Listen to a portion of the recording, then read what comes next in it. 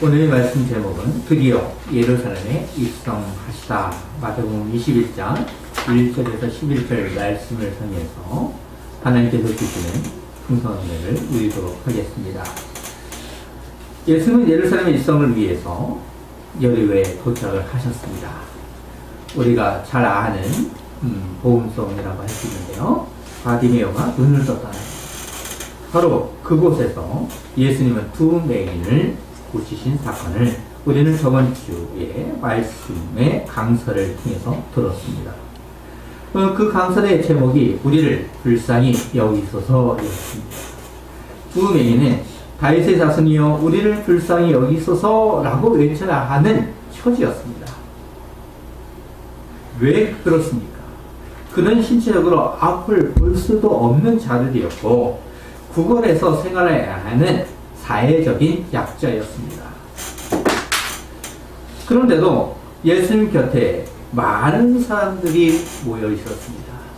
그럼에도 불구하고 사회적인 약자를 배려하지 않습니다. 오히려 꾸짖어 잠잠하라고 하는 것입니다. 단순히 조용하라는 것이 아니었습니다. 그럼에도 불구하고 계속하여 주여 우리를 불쌍히 여기소서 다윗의 자손이여 라고 할 수밖에 없는 그들의 마음을 생각해 보십시오. 이런 가운데 예수님은 두 맹인에게 너희가 무엇을 하여 주기를 원하느냐 라고 한 것입니다. 예수님은 당신이 이 세상에 성육신으로 오신 이유를 성경을 통하여 구약에서 예언하신 메시아님을 드러내신 것입니다. 내시고 있는 것입니다. 바로 그때에 두 맹인은 주여 우리의 눈뜨기를 원하나이다 라고 합니다. 당연한 것이죠. 그들에게는 더 많은 것을 요구할 수도 있었습니다. 그런데도 두 맹인에게 자신들에게 있어서 가장 필요한 것 눈뜨기를 강구하였습니다. 이것을 마태는 은유적인 표현으로 영적인 눈이 뜨이기를 것으로 기록을 합니다. 바로 그곳에는 많은 사람들이 있었지만 예수님이 메시아임을 몰랐던 것입니다. 많은 사람들이 예수님 앞에 모였지만 어떠했습니까? 하지만 두 맹인을 통해서 예수님은 진정한 섬김으로 두 맹인의 영적인 눈이 뜨이도록 한 것입니다. 제자들이 다투고 있는 가운데 우편과 좌편의 다툼 속에 그 속에서 진정한 섬김을 두 맹인을 통해서 또한 가르치는 것입니다. 우리도 은혜의 강도인 성경의 말씀을 통해서 영적인 눈이 뜨이기를 소망합니다. 오늘 말씀을 통해서 주님의 은혜가 풍성하기를 바랍니다. 예수님께서 예루살렘으로 가는 것은 고난과 죽음 그리고 부활을 위해서입니다. 그러면서 점점 더 많은 사람들로부터 기대와 관심이 있었습니다. 왜 그렇습니까? 예루살렘은 유대인의 종교적인 삶과 정치적 기대감의 중심지였습니다. 그러다 보니 제자들도 우편과 좌편에 앉게 해달라는 것을 간청할 정도였습니다. 오직 예수님은 승리의 왕, 만국에 다스리는 왕으로 생각한 것입니다. 두 맹인을 여리고에 고치신 후 이제 예수님은 예루살렘으로 들어가심으로 지상생활에서 마지막 한 주간의 사역을 감당하고 있습니다. 바로 오늘이 주일이죠. 바로 지금 이루어지는 사건이 예루살렘의 입성입니다. 결국 예수님은 제7일 후에 부활하시죠. 이 일주일의 감의 삶 속에 우리에게 많은 것을 이야기해 주기를 원합니다. 일주일 남은 시간에 주님은 고난을 더욱 감당하시고 결국에는 당신이 모든 것을 하나님 앞에 부탁하는 운명이기도 합니다. 그런 후 3일에 만에 부활하심으로 예루살렘에 들어가신 목적을 모두 이루신 것입니다. 오늘 본문 첫 구절을 보십시오. 그들이 예루살렘에 가까이 가서 감난산 벳다게에 이르렀을 때에 예수께서 두 제자를 보내시며 제자들의 신앙 점검을 하신 후 어느 정도 시간이 흘렀는지는 우리는 알 수 없습니다. 그래서 드디어 예루살렘의 대략 이제 1.6km 거리에 있는 벳바게에 도착을 한 것입니다.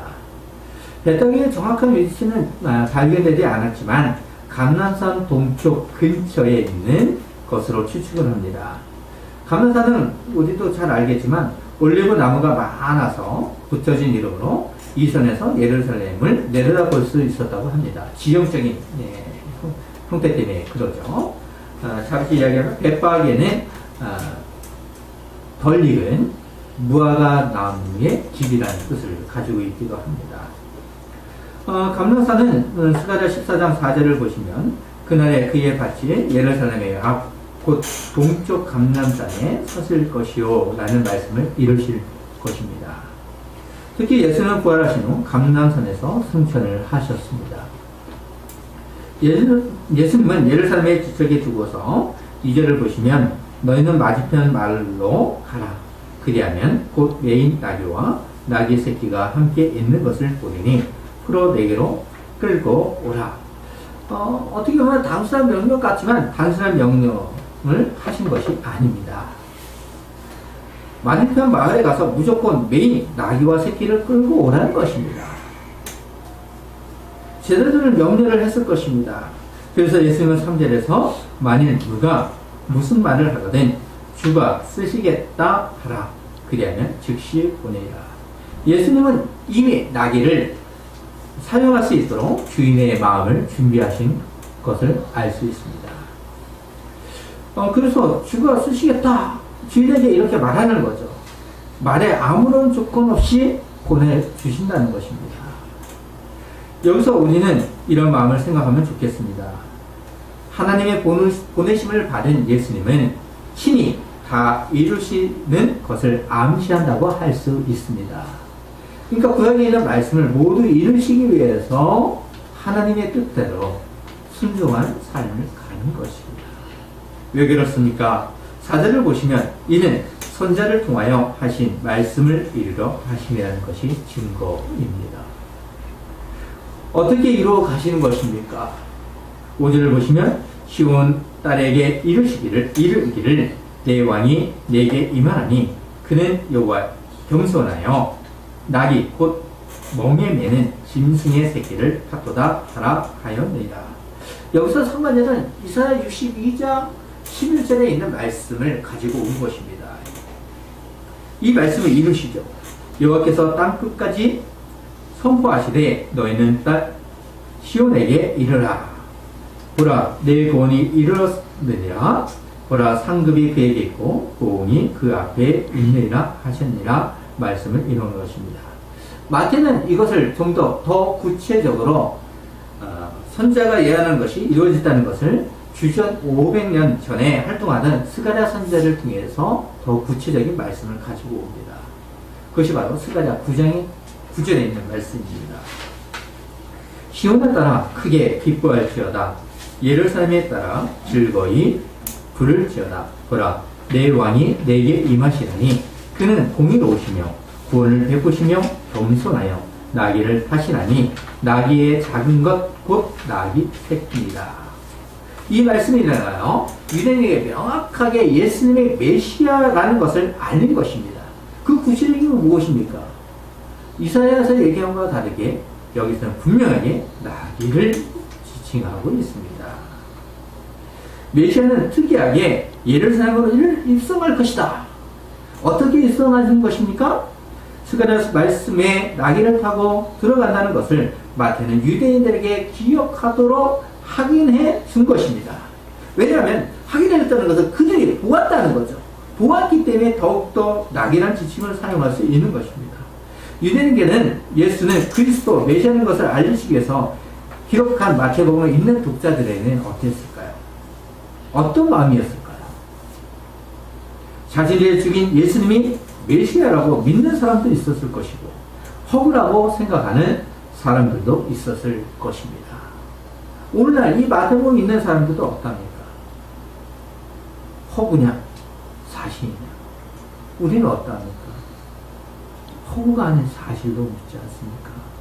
이것도 하나님께서 주신 은혜로 말미암아 우리가 고백할 수 있는 거지, 우리 스스로 믿음으로 내 스스로 만들어내서 고백하는 것이 아닙니다. 이것이야말로 우리에게 은혜인 것입니다. 오늘 말씀을 이해하기 위해서는 스가랴와 학개 선지자가 예언한 말씀을 같이 읽는 것이 좋습니다. 그래야지만 더욱더 이 말씀을 이해할 수 있는 거예요. 마태복음 읽는 독자들에게 있어서는 구약의 말씀을 알기 때문에 스가랴 9장 9절만 딱 들어도 무엇을 이야기하는지 알 수 있지만, 우리는 풀어 읽어야지 그나마 이해할 수 있습니다. 그래서 집에 돌아가셔서 학개서와 스가랴서를 읽으십시오. 다행스럽게도 길지 않은 선지서입니다. 그렇기 때문에 쉽게 하루 만에 좀 세상적인 말로 얘기한다면 뚝딱 읽을 수 있습니다. 구약 없는 신약이 없고 신약 없는 구약이 없는 것입니다. 바벨론의 포로에서 고레스 왕이 주전 538년에 칙령을 내려서 포로 생활을 하고 있는 유대인들이 고국으로 돌아갈수록 했습니다. 그래서 1차와 2차 이렇게 고국으로 돌아갈 수 있도록 어떻게 보면 배려를 한 거죠. 이것도 하나님의 놀라운 심 속에 일어난 거거든요. 이런 시대에 학개와 스가랴는 예루살렘의 백성들이 회개하도록 하나님의 말씀을 전한 선지자입니다. 그리고 파괴된 성전을 건축할 수 있도록 말씀으로 전한 선지자입니다. 그래서 갑자기 수업에 들었던 시간이 됩니다. 성전을 건축하라 하니까 학개서다 이렇게 얘기했던 기억이 기억이 남아요. 그래서 학개는 성전 건축을 이렇게 계속 이야기한 사람, 독려한 사람 이렇게 기억을 하고 있습니다.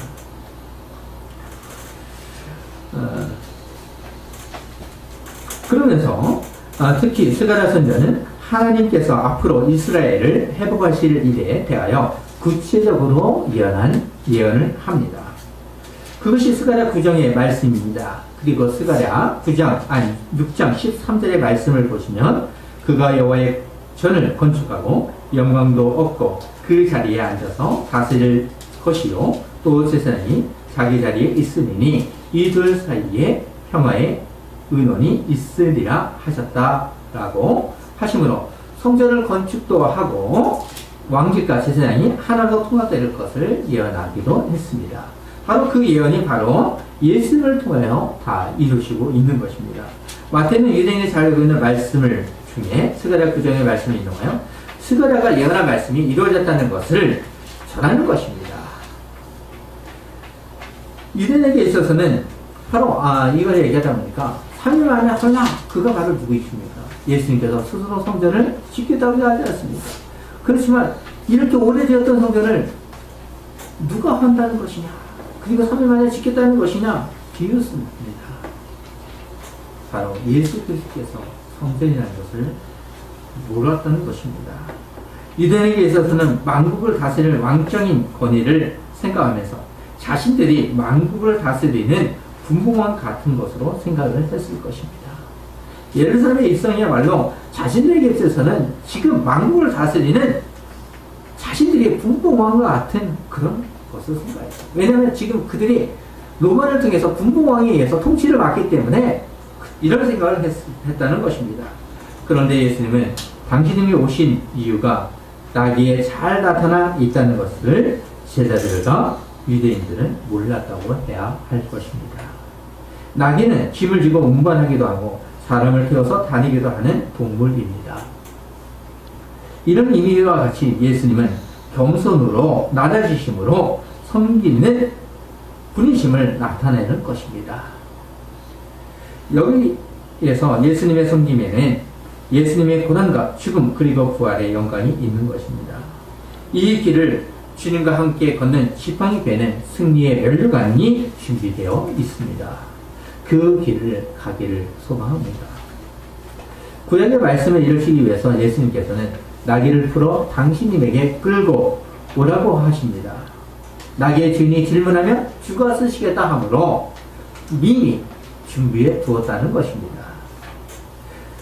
이런 말씀을 듣는 제자들의 행동을 보십시오. 그들의 행동은 6절과 7절을 보시면 제자들이 가서 예수께서 명하신 대로 하여 나귀와 나귀 새끼를 끌고 와서 제자들의 겉옷을 그 위에 얹음에 예수께서 그 위에 타시니 제자들은 예수의 말씀대로 나귀를 끌고 왔습니다. 그러므로 제자들은 자신의 겉옷을 사용해서 안장을 만들었습니다. 왜 예수님은 독특한 방법으로 입성을 하고자 하시는 것입니까? 예루살렘에 입성하는 때는 6월절에 가까우고 있었습니다. 많은 사람들이 여러 지역에서 왔기 때문에 예루살렘에서 제사를 하고자 왔기 때문에 그들과 함께 조용하게 들어갈 수도 있었을 것입니다. 하지만 예수님은 나귀를 타시고 들어가시고 있는 것입니다. 당연히 주위 사람들로부터 시선을 받을 것은 당연합니다. 조용한 입성이 아니라 더욱 당신의 고난과 죽으심을 알실 것이라고 할 수 있습니다. 이전까지 예수님은 종교지도자들과 다투지 않고 피해 다니셨습니다. 그래서 유대 땅이 아닌 이방의 땅에 가서 복음을 전하기도 하셨습니다. 이제는 의도적으로 알리시고 있다는 것입니다. 그 일주일의 삶이 무엇인가를 더욱더 구체적으로 이제는 의도적으로 드러내는 것입니다. 의도적으로 알리신 예수님을 본 사람들을 보십시오. 8절을 보시면 무리의 대다수는 그들의 겉옷을 길에 펴고 다른 이들은 나뭇가지를 베어 길에 펴고 나뭇가지에 대해서 요한복음 12장 13절은 구체적으로 종려나무 가지라고 기록을 했습니다. 유대인에게 종려나무는 승리의 상징이기도 합니다. 지금 예수님께서 승리하신다는 것을 분명히 나타내고 있는 것이죠. 사람들은 예수님이 나귀를 타고 예루살렘에 입성하는 것을 보면서 승리의 기쁨을 생각했을 것입니다. 그들에게서 승리의 기쁨은 예수님의 승리의 모습과 다르죠. 이만큼 하나님께서 사람들을 사용해서 일을 하시지만 하나님의 뜻과 방식이 있다는 것입니다. 그래서 그들은 자신의 겉옷을 벗어 길에 펴는 것이고 또 다른 사람들은 승리의 상징인 종려나무 가지를 펴는 것입니다. 그들의 모습을 마태는 더 구체적으로 구절해서 무엇이라고 그럽니까? 앞에서 가고 뒤에서 따르는 무리가 소리 높여 이르되 호산나 다윗의 자손이여 찬송하니로다. 주의 이름으로 오시는 이여 가장 높은 곳에서 호산나 하더라. 마치 왕의 행차와 같다고 할 수 있습니다. 마태는 시편 118편 25절과 26절을 생각하도록 하는 것 같습니다. 여호와여 구하옵나니 이제 구원하소서. 여호와여 우리가 구하옵나니 이제 형통하게 하소서. 여호와의 이름으로 오는 자가 복이 있으며 우리가 여호와의 집에서 너희를 축복하였도다. 그리고 유대인들은 절기 때마다 시편을 사용하여 노래를 사용하여 부르기도 외침으로 사용하기도 했다고 합니다. 바로 지금 유대인들은 예수님을 승리의 왕으로 호산나라고 외침으로 우리를 구원하소서라고 호소하는 것입니다. 그들은 예수님의 입성을 보면서 승리의 왕이고 메시아라고 하는 것입니다. 그들의 입장에서는 지금 생각하는 것이 바로 정치적이고 종교적인 메시아, 그들의 입장에서는 해방적인 메시아로 생각하는 것이죠. 많은 사람들이 이렇게 외치면서 군중들의 행렬을 계속 따랐을 것입니다. 이런 소식을 들은 사람들은 더욱 많이 예수님을 보고자 왔을 것입니다. 더욱 호산나라고 외치는 10절을 보시면 예수께서 예루살렘에 들어가시니 온 성이 소동하여 이르되 이는 누구나 하거늘. 아직까지 예수님을 모르는 사람들이 이제 당신님이 누구신가를 알신 것입니다. 이전까지는 그렇게 외치지 않았던 그런 모습이 소동하여 많은 사람들이 들리도록 하는 것입니다. 마태는 왜 소동하다라는 단어를 사용한 것입니까? 쉽게 읽어갈 수 있지만 이 단어의 의미를 생각해 볼 수 있습니다. 의미를 부여하고 있는 것입니다. 소동하는 단어의 원어는 지진이라는 뜻도 가지고 있습니다. 마치 지진처럼 예수님의 예루살렘의 일성은 엄청난 힘처럼 흔들어 놓았습니다. 이렇게 하신 것은 모두 다 예수님께서 하셨던 것이었습니다. 예수님은 예루살렘이 자신의 일성에 대하여 주목하도록 했습니다. 당신이 누구신지를 지금 알게 하는 거죠. 그리고 두려워 떨며 있는 사람들이 있었을 것입니다. 온 예루살렘에 소동하여 예수님이 누구신가를 관심을 잘 드러내는 것이 무엇입니까? 이는 누구냐라는 것입니다. 누구이게 지금 이렇게 지진과 같은 현상이 생기는 것이냐?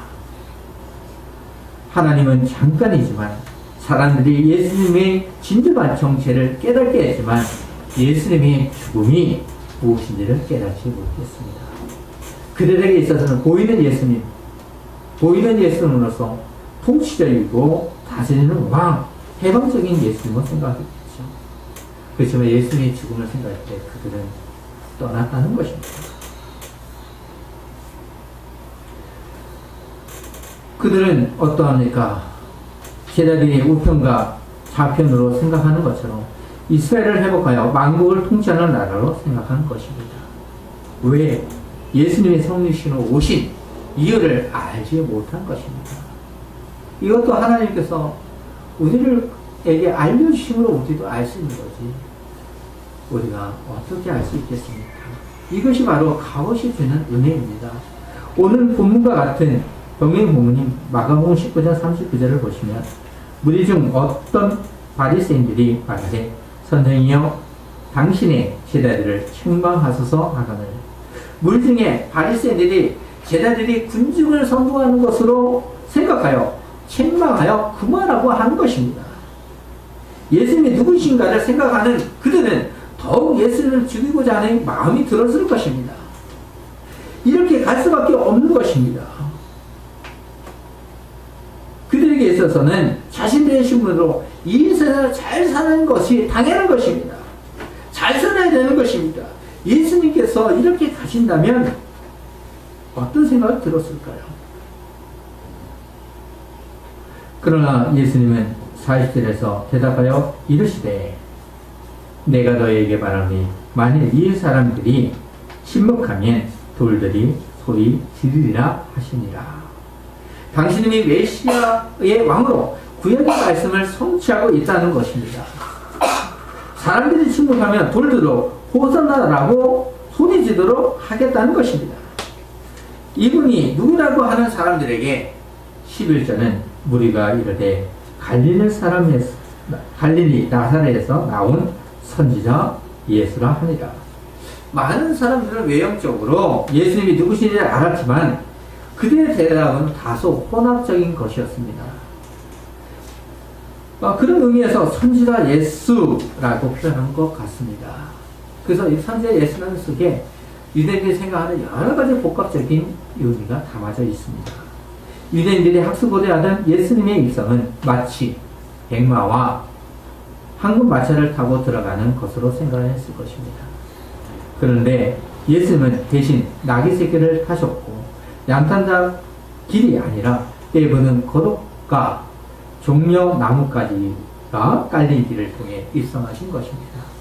예수님의 일성에는 진정한 성김의 겸손이 있는 것입니다. 하여튼 사람들은 예수님의 예루살렘 일성은 무엇을 타는지 중요한 것이 아닙니다. 그것보다 더 중요한 것은 각자 원하는 승리의 호탄남만 생각을 한 것으로 보아야 합니다. 자신이 생각한 대로 메시아는 이스라엘을 회복하고 그 어떤 민족도 넘보지 못하는 강력한 나라로 만들 것이라고 생각한 것입니다.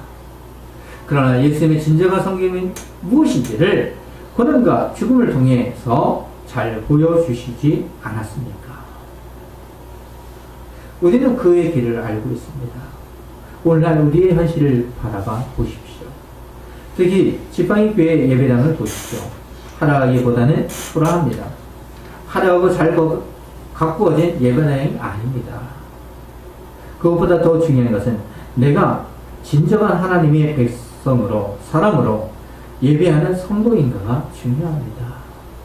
하나님의 말씀을 듣는 자세가 더 중요하다는 것입니다. 예수님의 모습을 보십시오. 일생 동안 하려합니까? 초라하고 고난을 감당하신 예수님을 우리는 믿고 있습니다. 예수님의 모습을 비록 초라할지라도 더 중요한 것은 호산나라는 뜻처럼 예수님이 우리의 구원자이심을 우리는 믿고 있는 것입니다. 구원자이심을 믿는 것이 더욱더 중요합니다. 진정한 구원자를 모르면 예수님이 예루살렘에 입성하는 모습을 보는 무리들과 같을 것입니다. 지진과 같은 소리를 내지만 결국 예수님을 죽이는 소리로 변할 수 있는 것입니다. 우리가 어떻게 예수님을 죽입니까? 믿는다고 하는데 우리의 행실이 예수님을 죽이는 것입니다. 복음을 가두는 것은 복음을 멸시해 버리는 것입니다. 결국 예수님의 복음이 증거가 되지 않으면 어떻게 보면 예수님을 죽이는 것이죠.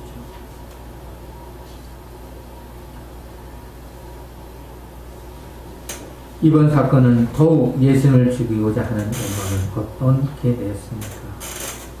지진과 같은 소리를 내었지만 결국 그들은 지진과 같은 소리로 예수님을 십자가에 못 박으라고 하지 않았습니까?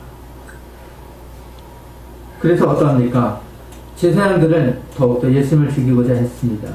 마태복음 26장 3절에 5절을 보시면 그때의 제사장들과 백성계의 장로들이 가봐야 하냐 가야 봐라 하는 대제사장들의 간정에 모여 예수를 흉계로 잡아 죽이려고 의논하되 말하기를 밀란이 날까 하노니 명절에 하지 말자 하더라. 이런 상황 속에서 예수는 당신이 예루살렘으로 입성하고자 하는지를 고난과 죽음을 통하여 이루셨습니다. 바로 이들도 예수를 죽이고자 했습니다. 밀란이 날까? 그렇지만 결국 그들은 이루지요. 백성을 통해서. 그렇지만 결국 예수님은 부활을 통해서 고난과 죽음, 부활의 영광을 이루셨습니다. 우리도 그 길을 걷는 사람들입니다. 제자들이 되었다는 것은 고난과 죽음 그리고 부활의 길을 걷는 것입니다. 꽃길이 아니라는 것이죠. 우리의 꽃길은 바로 하나님께서 주시는 영광의 길이 꽃길입니다. 하나님 나라를 믿기 때문에 고난이 있는 것이고 결국 영광의 부활이 있는 것입니다. 자신을 부인하면서 주를 따르는 신앙을 고백을 하는 지팡이교회는 승리의 멸관을 다시 예수님께 올려드리기를 소망합니다.